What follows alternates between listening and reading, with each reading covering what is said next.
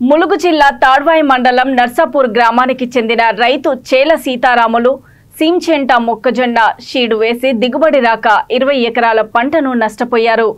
షీడ్ agent మొక్కజొన్న పంట దిగుబడి ఎక్కువ వస్తుందని క్వింటాకు 3600కు కొనుగోలు చేస్తానని చెప్పడంతో నమ్మి వేశానని అన్నాడు రైతు. దిగుబడి రాక పంట నష్టం జరిగితే ఎకరాకు 70,000 ఇస్తాననడంతో నమ్మి వేశాడు. 4 నెలలకు కోత వచ్చే పంట 5వ నెల గడుస్తున్నా రాకపోగా విషయం చెప్పిన ఏజెంట్ పట్టించుకోకపోవడంతో సంబంధిత అధికారులకు ఫిర్యాదు చేశారు. అధికారుల ద్వారా న్యాయం జరగడం లేదని సీతారాములు కుటుంబ సభ్యులు ఆవేదన చెందుతున్నారు. నకిలీ విత్తనాలు పంపిణీ చేసిన కంపెనీపై చట్టపరమైన చర్యలు తీసుకొని జరిగిన నష్టానికి పరిహారం అందించేలా సంబంధిత అధికారులు స్పందించి ఆదుకోవాలని రైతు కుటుంబం వేడుకుంటుంది.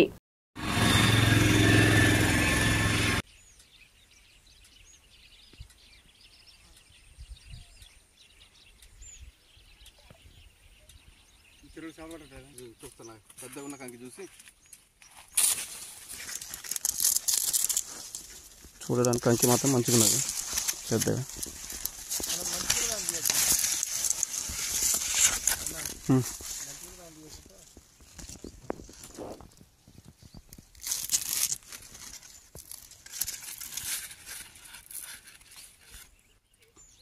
బాగా నష్టం జరిగింది. వాడు బాగుంటుందని మరి ఎందుకన్నా ఎందుకు వర్షకు అక్కడ లేవా?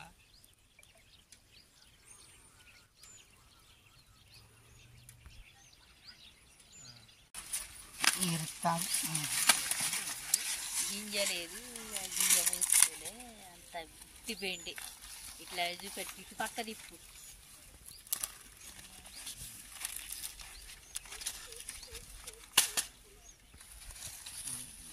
నెంబర్ నీకు వాట్సాప్ పెట్టినా, మరి ఆ సార్ నెంబర్ మాట్లాడతాం బయటకు వచ్చినాక.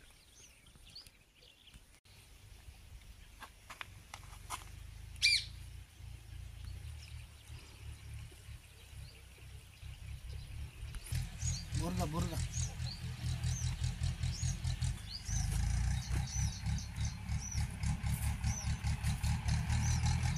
సీడ్స్ ఉన్నదా?